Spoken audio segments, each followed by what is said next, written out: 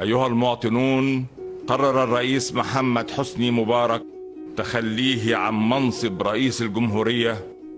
الله يخرب بيت حسني مبارك على يخرب بيت عهده. كنت فين لما الشهداء طول النهار بيتقتلوا؟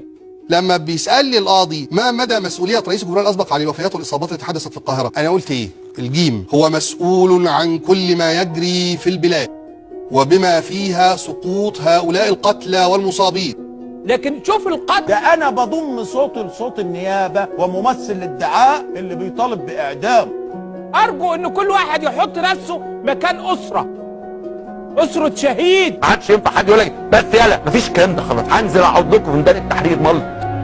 حكمت المحكمة حضوريا ببراءته مما نسب إليه. إنني أرفض أن يسجن مبارك. كل الرفض أن يحكم على مبارك أو أن مبارك يمثل أمام المحكمة. أولا تحياتي ونقول مبروك لحضرتك. الله يخليه كبشك ويحفظ. انا عايز هيتحاسب عليه.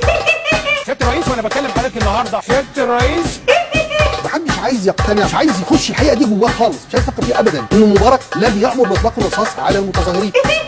كم واحد شهيد؟ 239 على فكرة فقط. محدش عايز يقتنع بيها نهائيا. ليه يا جماعة؟ مش عايز يقتنعوا ليه؟ إذا واحد انتحر إزاي ياخد تعويض؟ هل ده يحسب إنه شهيد؟